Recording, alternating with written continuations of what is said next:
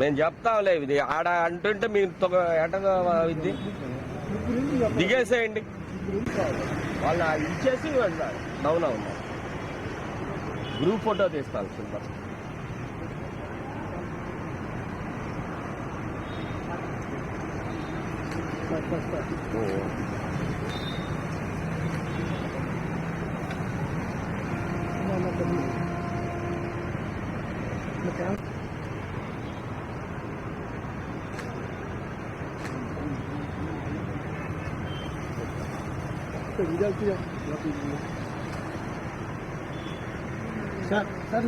వాళ్ళు మూవ్ అవ్వాలి.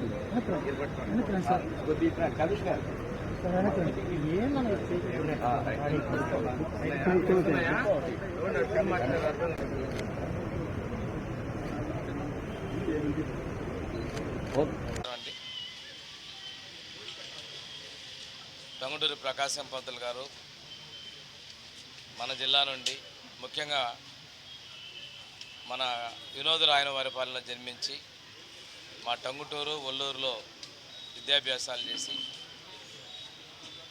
స్వాతంత్ర సమరయోద్యమంలో పాల్గొనటం, సైమన్ కమిషన్ మీద వ్యతిరేకంగా పోరాటం చేయటం, సత్యాగ్రహంలో పాల్గొనటం, ఇలాంటి స్వాతంత్రోద్యమ ముఖ్య ఘటనల్లో పాల్గొనటం, ఉమ్మడి మద్రాసు రాష్ట్రంలో రెవెన్యూ మంత్రిగా, అదేవిధంగా మన రాష్ట్రానికి తొలి ముఖ్యమంత్రిగా పనిచేసి తనదైన ముద్రను చేసుకున్నటువంటి మహనీయులు. ఆర్థికపరమైన ఇబ్బందులు అనేది ఎటువంటి అవరోధాలు కాదు, మన దేశాన్ని స్వాతంత్రం సాధించడం అనేది ఒక ఎజెండాగా తీసుకొని ముందుకెళ్లారు. న్యాయశాస్త్రంలో పట్టా తీసుకున్నారు. అదేవిధంగా రాజమండ్రి ప్రాంతంలో వెళ్ళి అక్కడ ప్రాక్టీస్ చేసి ఆ ప్రాంతంలో రాజమండ్రికి ఆయన మున్సిపల్లో చైర్మన్గా కూడా తొలి రాజకీయ పదవులకి గెలుపొందటం, రాజమండ్రి నగర అభివృద్ధిలో కూడా వారి పాత్ర కీలకమైంది. ఈరోజు కూడాను వారు చేసిన సేవలు మన ప్రకాశం జిల్లా ఏర్పాటులో వారిని గుర్తుపెట్టుకుంటూ ప్రకాశం జిల్లా ఏర్పాటు చేసేందుకు మన పూర్వ పెద్దల పాలకులకు కూడా ధన్యవాదాలు తెలియజేసుకుంటూ, ఈరోజు ఒంగోలులో కానీ అదేవిధంగా వినోదరాయనపాలెంలో కానీ వారి జన్మదినాన్ని, వర్ధంతిని రాష్ట్ర ప్రభుత్వం అధికారికంగా ఘనంగా నిర్వహిస్తూ ఉంది. ఇటువంటి యొక్క మూర్తుల త్యాగాన్ని మనం స్ఫూర్తిగా తీసుకొని ముందుకు సాగాల్సిన అవసరాలు ఎంత ఉన్నాయని చెప్పి తెలియజేసుకుంటూ ఆ మహనీయునికి నివాళులు అర్పిస్తూ సెలవు తీసుకుంటాను.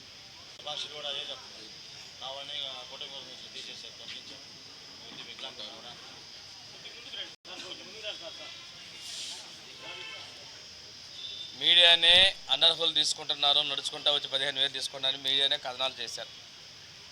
మీరు ఒకసారి చూశారు సాక్షాత్తుగా ఇక్కడ డిఆర్సీ మీటింగ్లోన కొంతమంది లిస్టుతో సహా ఇవ్వడం జరిగింది. ప్రభుత్వం ఆర్థిక ఇబ్బందుల్లో ఉన్నప్పటికీ కూడాను సంక్షేమాన్ని ఆపకుండా ప్రతి నెల కూడా 2,300 కోట్ల రూపాయలు పెన్షన్ మనం పంపిణీ చేస్తూ ఉన్నాం. అనర్హులు ఎవరైనా ఉంటే ఈ ప్రభుత్వ పథకాలని దుర్వినియోగం కాకుండా చేయాలనే లక్ష్యంతో వెరిఫికేషన్ చేయడం జరిగింది. ఈ వెరిఫికేషన్ చేసిన దానిలో ఒకవేళ వాళ్ళు 6,000కి అర్హత ఉంటే 6,000కి, 6,000 వాళ్ళు 15,000 అర్హత 15,000కి పోర్టబిలిటీ కూడా చేయడం జరిగింది. కొంతమంది సీనియర్ సిటిజన్గా పెన్షన్ తీసుకునే పని అయితే వాళ్ళకు కూడా పోర్టింగ్ చేయడం జరిగింది. ఎక్కడైనా పొరపాట్లు జరిగితే పునఃసమీక్ష చేసుకోమని, అప్పీల్ చేసుకోమని కూడా చెప్పడం జరిగింది. మళ్ళీ రీవెరిఫికేషన్ చేసి ఇస్తారు.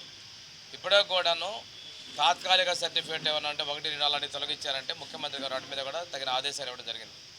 అలాంటివి ఏమన్నా ఉంటే పెన్షన్ నిలుపుదల చేయకుండా పెన్షన్ ఇస్తూ వెరిఫై చేస్తూ వారందరికీ కూడా అవకాశం కల్పించమని ముఖ్యమంత్రి గారు ఇచ్చారు. మేము ఇస్తున్నంత సంక్షేమాన్ని ఇంతకుముందు ఎవరు కూడా ఇవ్వాల. ప్రతి దానిలో బురద జల్లుతున్నారు. నేను కూడా ఏమంటే దివ్యాంగ సోదరులందరికీ కూడా ఒకటే చెప్తున్నాం, మీకు ఇచ్చిన నోటీస్ ద్వారా మీరు మీ సెక్రటేరియట్ ఎంపీల ద్వారా అప్పీల్ చేసుకోండి. మళ్ళా వెరిఫికేషన్ చేసి అర్హత ఉన్నటువంటి ఏ ఒక్క లబ్ధిదారుడికి అన్యాయం జరగకుండా పెన్షన్ ఇచ్చేదానికి ప్రభుత్వం సిద్ధంగా ఉంది. వీలైనంత వరకు కూడా అనర్హులను తేలిన వాళ్ళకే నోటీస్ ఇవ్వడం జరిగింది. మీరు కూడా మీడియా కూడా దాన్ని గమనించండి. అనర్హతగా అర్హులు ఎవరైనా ఉన్నా కానీ అర్హులైనా కానీ అనర్హులైనా కానీ నోటీస్ ఇచ్చిన ప్రతి ఒక్కరు కూడా అప్పీల్ చేసుకోవచ్చు. అప్పీల్ చేసుకున్న తర్వాత మళ్ళీ వెరిఫికేషన్ చేసి ఇస్తాం. ఈ విషయాన్ని మీ ద్వారా కూడా నేను ప్రజలకు తెలియజేస్తాను. కేసులు పెట్టారు కదా, దానికి స్పందించేది ఏముంది? అయిపోయిందండి. మీరు మీడియాలో జరిగింది, ముఖ్యమంత్రి గారు స్పందించారు. సొంత పార్టీ వాళ్ళైనా కానీ కొన్ని పరిధులు అనేవి ఉంటాయి, వాటి దాన్ని ఉపేక్షించేస్తే ప్రభుత్వం చర్యలు తీసుకుంటుందని చెప్పారు. వాటి ప్రకారం వెళ్తున్నారు. దీనిలో విమర్శలు చేయాల్సినంత అవసరం లేదు. మీరున్నారు, వ్యక్తిగతంగా ఒక్కొక్కరు కొన్ని ఉంటాయి. సమస్యలు ఏదన్నా ప్రజా జీవితంలో ఉన్నప్పుడు వాటికి అనుగుణంగా పోవాలి. ప్రభుత్వం అనేది తనపర లేకుండా ఎవరైనా కానీ ముందుకు విచారణలకు వెళ్తుంది.